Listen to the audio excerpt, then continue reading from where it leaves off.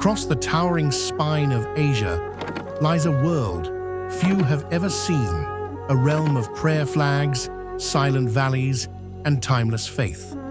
Here, in the shadow of the Himalayas, life unfolds at altitudes where the clouds themselves seem to bow. From the monasteries of Ladakh to the stone hamlets of Nepal and the cliffside sanctuaries of Bhutan, these are not just villages, they are living testaments to devotion, endurance, and harmony with the mountains. Today, we journey to 15 sacred settlements hidden among the world's highest peaks. From ancient walled kingdoms to remote monastic outposts, each place whispers stories of gods, monks, and wanderers who found peace above the clouds. Stay with me until the very end, because the final destination might just redefine what it means to be truly connected to the divine.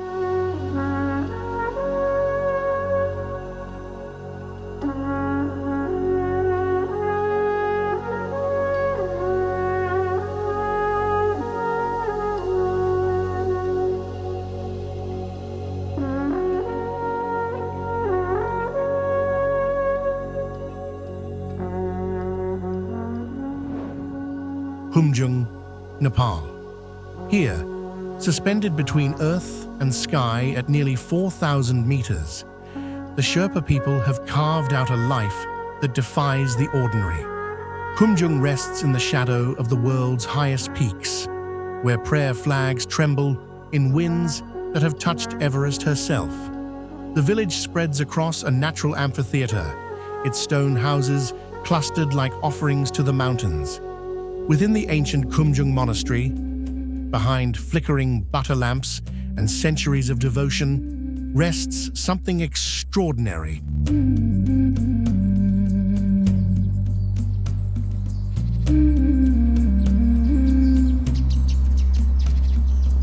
A relic the monks protect with reverence, what many believe to be the scalp of the mythical Yeti.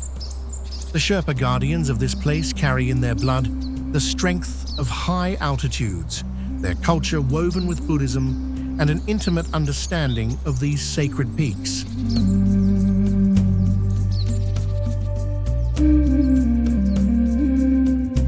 This is where the legend of the mountains becomes flesh, where every breath is an act of resilience. The path climbs higher still, following stone trails worn smooth by pilgrims and mountaineers, past rushing meltwater streams that cascade down in ribbons of silver. The river below churns white against dark rocks, its voice a constant companion to those who journey deeper into these consecrated valleys. Tengboche, Nepal. At 3,167 meters, where the air grows thin and the spirit soars, Tengboche emerges like a vision from a sacred text. The monastery here stands as the spiritual heart of the Khumbu region, its crimson and gold walls blazing against the impossible backdrop of Everest, Lhotse, and Amadablam. This is where monks in burgundy robes perform the Mani Rimdu festival each autumn, a 10-day explosion of masked dances and ancient rituals that call down blessings upon all who witness it. The courtyard fills with the deep rumble of ceremonial horns, the clash of cymbals echoing off ice-clad peaks. Tengboche has been destroyed by earthquakes and fire, yet rises again and again, rebuilt by devotion that cannot be extinguished.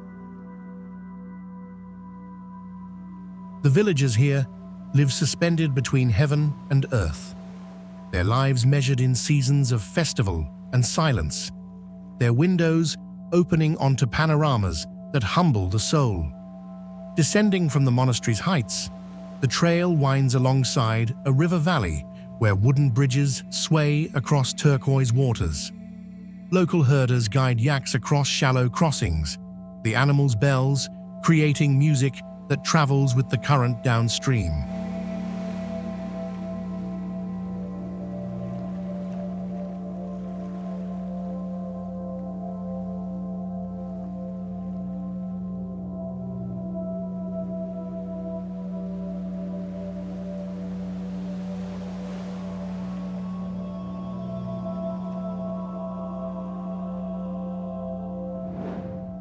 Low Manthang, Nepal. Beyond the arid rain shadow of the Annapurna and Dhaulagiri ranges lies a kingdom frozen in time. Low Manthang, the walled capital of Upper Mustang, rises from the high desert like a mirage of ochre and white. These mud brick walls, 4 stories tall in places, have enclosed this Tibetan Buddhist sanctuary since 1380. Only 3 gates pierce the fortifications, and within them a world preserved. The king of Lo may no longer rule as sovereigns once did, but his palace still stands, and the narrow alleyways between whitewashed houses still lead to 4 ancient monasteries where murals painted 5 centuries ago still blaze with cosmic mandalas and dancing deities.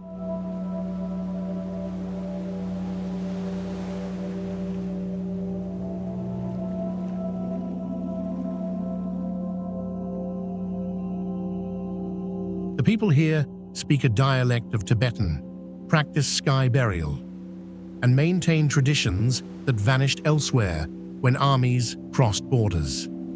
This is the last pure fragment of Old Tibet, 3,110 meters high in the Forbidden Kingdom. The journey onward follows the ancient salt trade route, tracking alongside the seasonal Kali Gandaki that cuts the world's deepest gorge.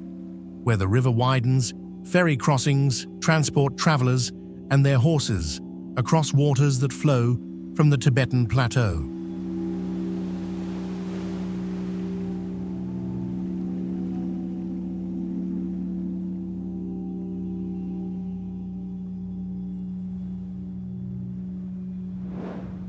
Solukhumbu villages, Nepal. Scattered across the rolling highlands south of Everest, the Sherpa villages of Solukhumbu exist as a constellation of stone houses, terraced fields, and prayer flags streaming color into the wind. Phakding, Namche Bazaar, Tam, each village a thread in the cultural tapestry of the Sherpa homeland. Gompas perch on hillsides, their whitewashed walls gleaming, their courtyards filled with the low chanting of monks. The Sherpa people here are legendary mountaineers who have guided expeditions up the world's highest peaks, farmers who coax crops from stony earth, traders who once carried salt and wool across Himalayan passes.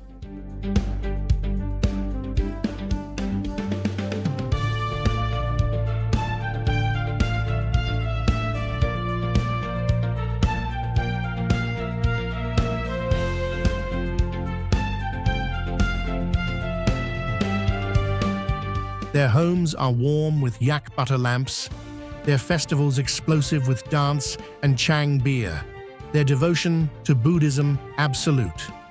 These villages breathe with the rhythm of monsoon and harvest, pilgrimage and expedition season, birth and sky burial. Rivers cascade through these hills, fed by glaciers high above. At Phakding, suspension bridges draped in prayer flags span the Dudkosi River, where trekkers and locals alike pause to watch the white water thunder past.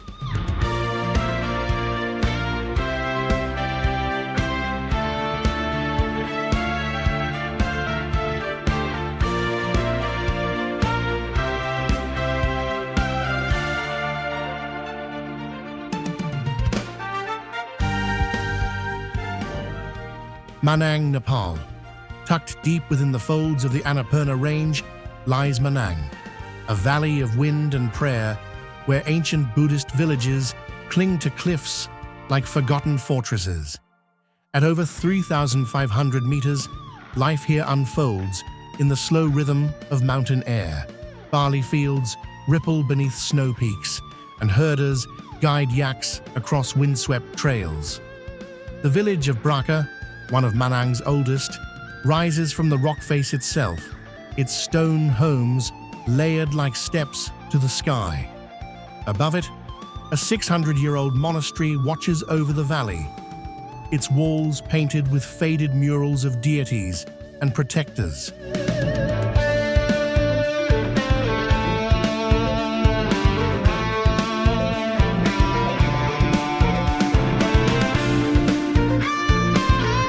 In Manang, time moves differently. The same paths, once walked by salt traders and pilgrims, now echo with the sound of spinning prayer wheels. Locals gather to offer butter lamps, seeking blessings for safe passage over the high Thorongla Pass. The air is thin, but charged with spirit, every fluttering flag a whispered prayer to the mountains. Here, faith is not performed. It is breathed, lived, and carried on the wind that sweeps endlessly through the valley of Manang.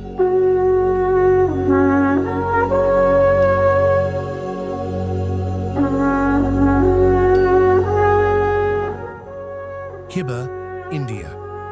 At 4,205 meters in the Spiti Valley of Himachal Pradesh, Kibber stakes its claim as one of the highest permanently inhabited villages in the world. The landscape here is austere, almost lunar. Barren mountains in shades of rust and grey, cobalt skies unmarred by clouds, air so clear and cold it stings.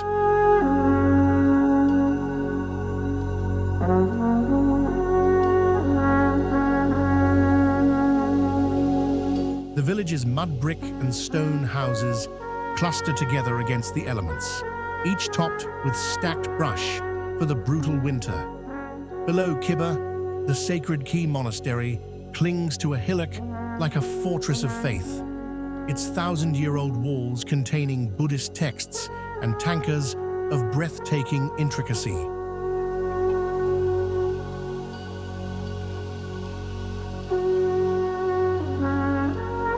The people of Kibber are of Tibetan descent, speaking Boti, herding yaks and dzos, cultivating green peas and barley in short growing seasons.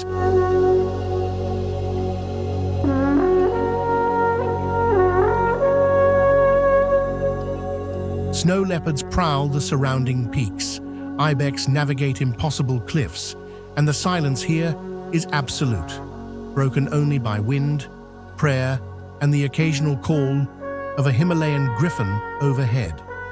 The Spiti River flows far below the village, its waters braiding across the valley floor.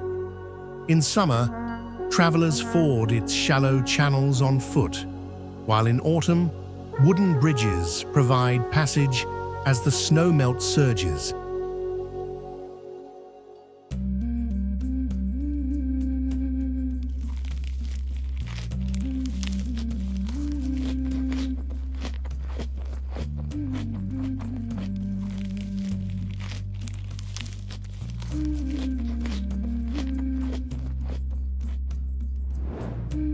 Mudh village, India.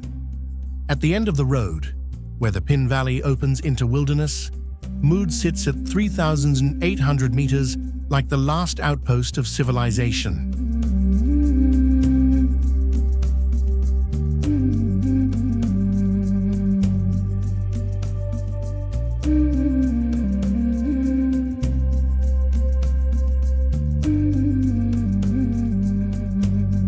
This tiny settlement in Spiti serves as the gateway to Pin Valley National Park, where some of the world's rarest creatures, snow leopards, ibex, Tibetan wolves, roam terrain so harsh it borders on otherworldly.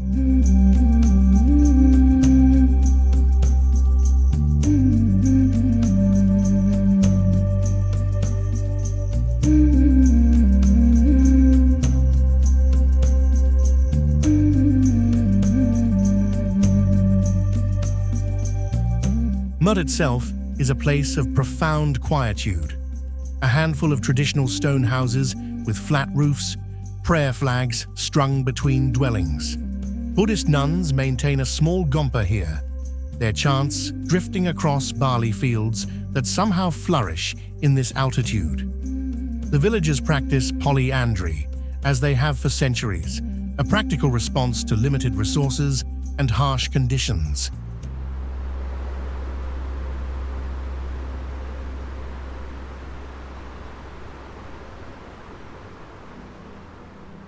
In winter, Mudh becomes completely isolated, buried under snow for months.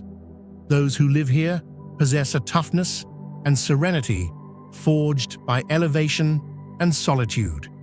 This is the edge of the habitable world.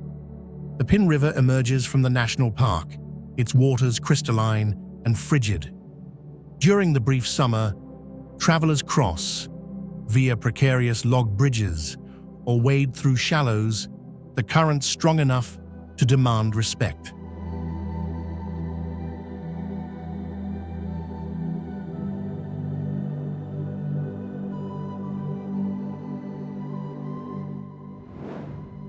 Tiger's Nest Monastery, Bhutan. Suspended 900 meters above the Paro Valley, clinging to a granite cliff face that seems to defy every law of physics and engineering, Tiger's Nest Monastery exists in a realm between earth and enlightenment. Paro Taktsang, the name itself means Tiger's Nest, was built around the cave where Guru Rinpoche, the saint who brought Buddhism to Bhutan, is said to have meditated in the 8th century after flying here on the back of a tigress. The monastery complex clings to the rock face in a series of white-walled temples and golden roofs accessible only by a footpath that climbs through blue pine forest and rhododendron groves.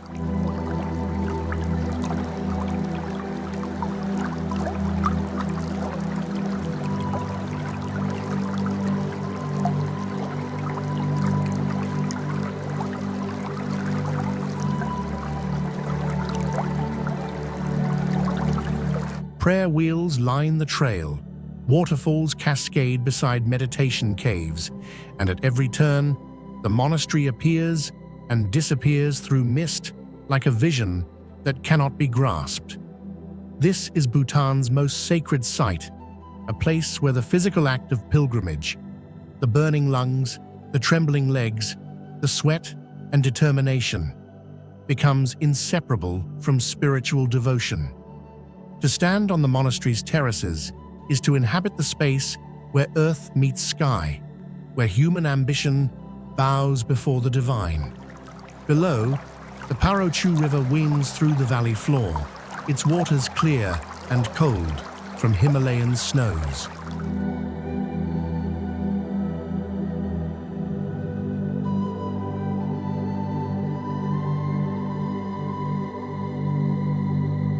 The descent from Tiger's Nest eventually rejoins this river, following it downstream before the route turns north toward India, crossing into lands where the landscape shifts from Bhutan's lush valleys to the high desert of the Trans-Himalayan Plateau.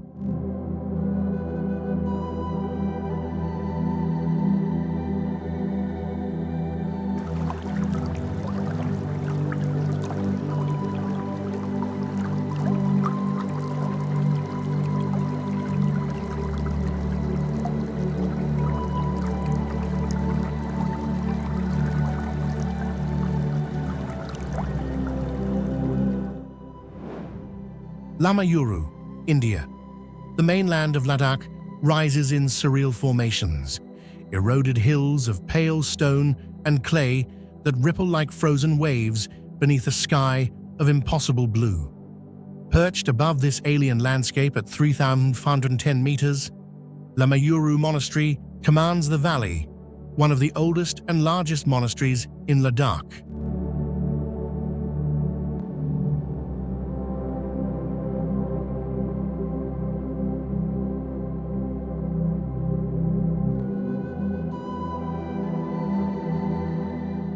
The village that shares its name spreads below.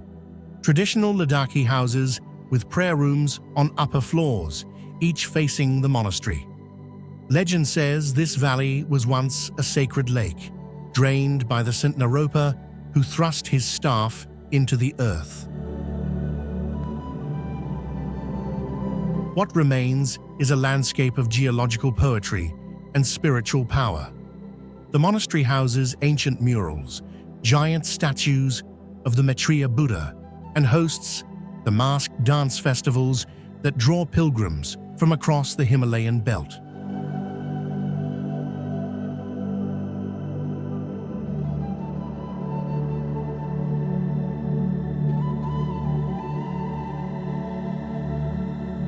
The people of Lamayuru cultivate apricot orchards and barley on terraces carved into impossible terrains, their Buddhist devotion expressed in every painted doorway, every carved mani stone, every thread of faded prayer flags. Below the Moonland formations, the Indus River cuts its course, the lifeblood of Ladakh. Ancient ferries once carried traders across, but today travelers cross via Chinese-built bridges, the river's legendary waters flowing toward Pakistan and the Arabian Sea beyond.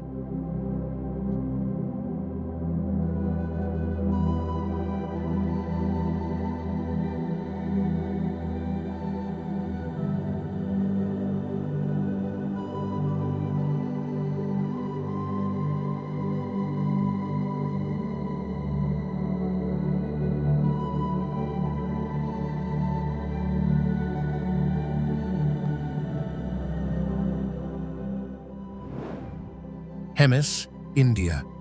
Set in a hidden valley at 3,505 meters, accessible via a winding gorge, Hemis village exists in the long shadow of its monastery, one of the wealthiest and most important Buddhist institutions in the Himalayas.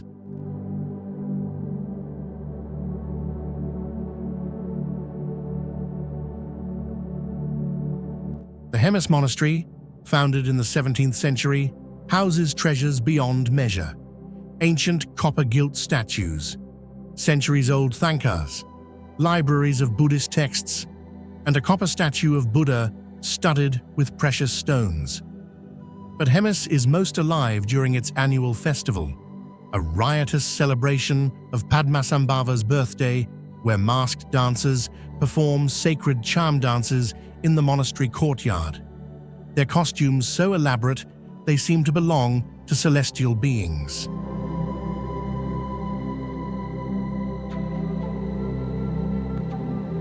The village itself is small, traditional Ladakhi houses of stone and mud brick, but it pulses with the spiritual energy of pilgrimage. The surrounding mountains are home to snow leopards, and locals say these ghost cats are protectors of the faith. The route to Hemis follows the Indus Valley before cutting through a side gorge where a seasonal stream flows. In monsoon, this stream swells dangerously, but in dry months, it's little more than a trickle over smooth stones.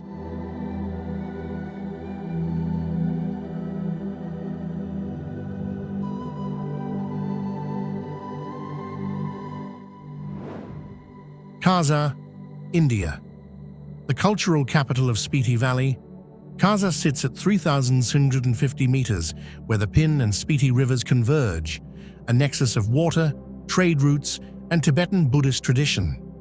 Modern Kaza has grown with paved roads and tourism, but old Kaza still clings to the hillside above, its traditional architecture and ancient prayer wheels intact. The town serves as a base for exploring Spiti's most spectacular monasteries, Ki, Tabo, Dankar, each a masterpiece of mountain architecture and faith. Kaza's inhabitants are Bhutiyas, ethnically Tibetan, speaking a dialect that blends ancient roots with modern Hindi. The market here was once a meeting point for traders carrying salt, wool, and barley across high passes.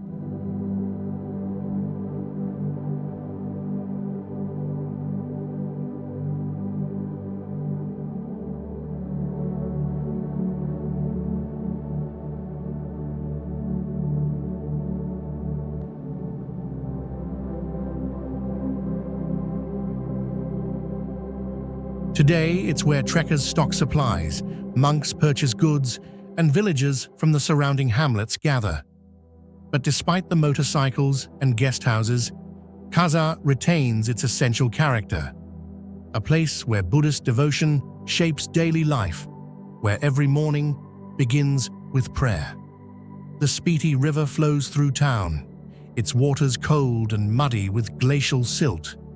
Simple wooden bridges span the narrower sections, while travelers headed to more remote villages sometimes hire locals with horses to ford the deeper crossings.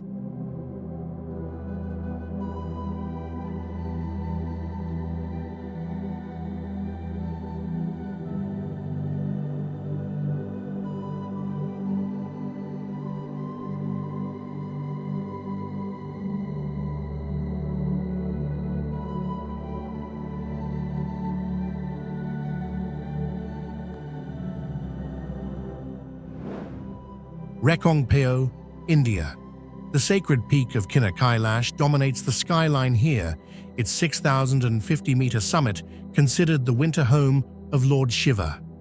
Rekong, at 2,190 meters in Kinnar district, serves as both district headquarters and gateway to pilgrimage routes that circle this holy mountain. The town cascades down a steep hillside above the Sutlej River. Its houses a mix of traditional Kinnari wood and stone architecture and newer construction. The people here are Kinnaras, practicing a unique blend of Hinduism and Buddhism, their temples housing both deities and bodhisattvas. Rekong comes alive during festivals when villagers don traditional caps decorated with flowers and dance to the beat of drums.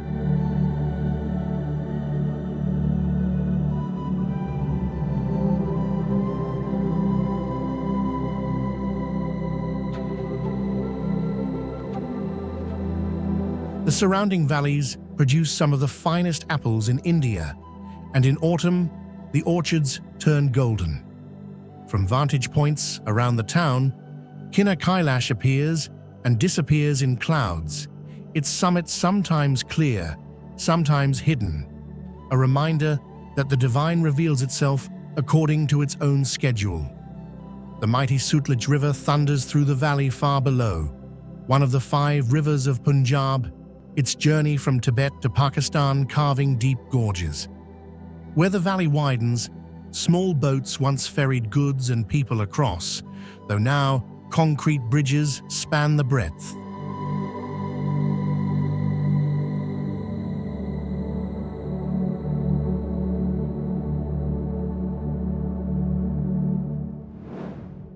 Thiksi, India. Rising 12 stories up a hilltop at 3,600 meters, Khumjung Monastery dominates the Indus Valley like a vision from old Tibet.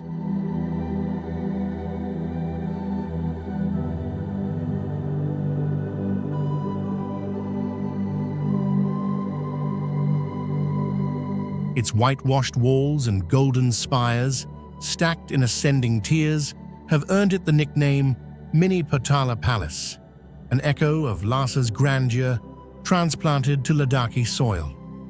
The village of Khumjung spreads below the monastery, traditional homes built in the architectural style of Ladakh. Flat roofs for drying crops, prayer rooms facing east, carved wooden balconies painted in bold colors. Inside the monastery, 10 temples contain treasures, a 15-meter-tall Maitreya Buddha statue, ancient wall paintings depicting the life of Buddha, libraries of Buddhist scripture, and always the sound of monks chanting, their voices resonant in the high-altitude air.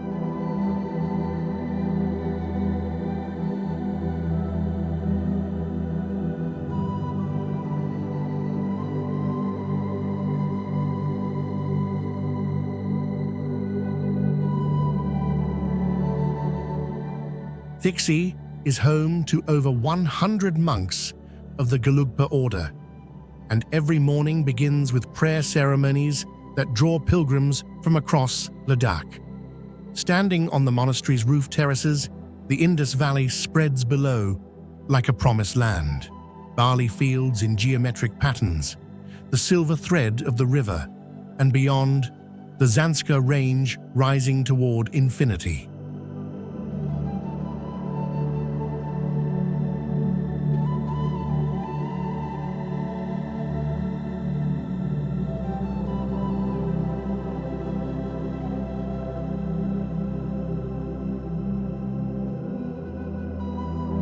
The Indus flows steadily past Khumjung, wider here than in the upper reaches, its banks lined with willow trees. Local farmers still irrigate their fields using ancient channel systems fed by the river, and in places, small boats ferry monks across to hermitages on the far shore.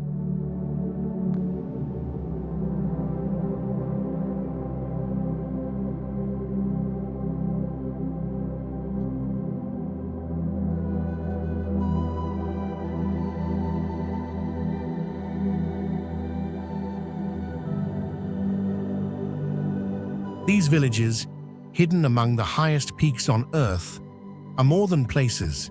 They are living prayers. In their stillness, we see endurance. In their rituals, we hear echoes of the past.